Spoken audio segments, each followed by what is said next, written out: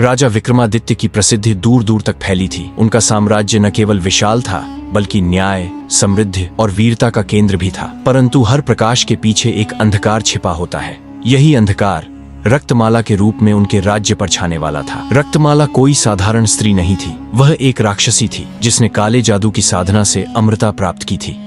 किंतु उसकी अमृता की एक शर्त थी, उसे हर पूर्णिमा की रात किसी महान योद्धा का रक्त पीना पड़ता था। वर्षों तक उसने छोटे छोटे राज्यों के योद्धाओं का रक्त पिया, लेकिन अब उसकी दृष्टि विक्रमादित्य के राज्य पर थी।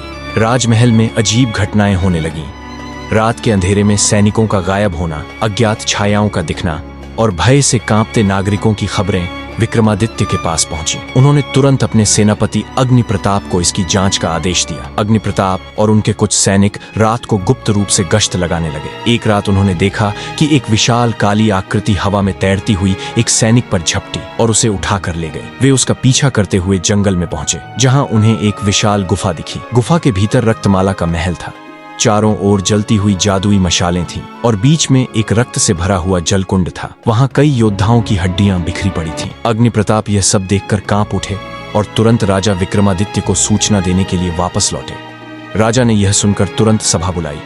तभी एक और संदेश आया। दक्षिण के राजा दुर्जय ने युद्ध की घोषणा कर दी थी। यह स्पष्ट था कि रक्तमाला और दुर्जय ने हाथ मिला लिया था। राजा विक्रमादित्य ने अपनी सेना को तैयार किया, लेकिन वे जानते थे कि रक्तमाला को हराने के लिए केवल शस्त्र पर्याप्त नहीं होंगे। इसलिए उन्होंने महर्षि धैर्यसेन से सलाह ली। महर्षि ने बताया कि रक्तमाला को पराजित करने के लिए उसे उसके ही रक्तकुंड में डुबाना होगा। परंतु यह आसान नहीं था, क्योंकि वह अंधकार की शक्ति से बंधी थी। युद्ध का दिन आ पहुंचा। विक्रमादित्य ने अपनी सेना के दो भाग किए। एक भाग राजा दुर्जय से युद्ध के लिए भेजा और दूसरा स्वयं लेकर वे रक्तमाला के महल की ओर बढ़े। जैसे ही वे महल पहुंचे, रक्तमाला ने अपने दैत्य सैनिकों को उन पर छोड़ दिया, परंतु विक्रमादित्य ने अपनी तलवार से उन्हें परास्त कर दिया। अंततः वे रक्तमाला के सामने पहुंचे। रक्तमाला ने अपने जादू से चारों ओर आग और अंधकार फैला दिया। विक्रमादित्य ने अपनी दिव्य तलवार निकाली, जो सूर्य देव के आशीर्वाद से बनाई गई थी।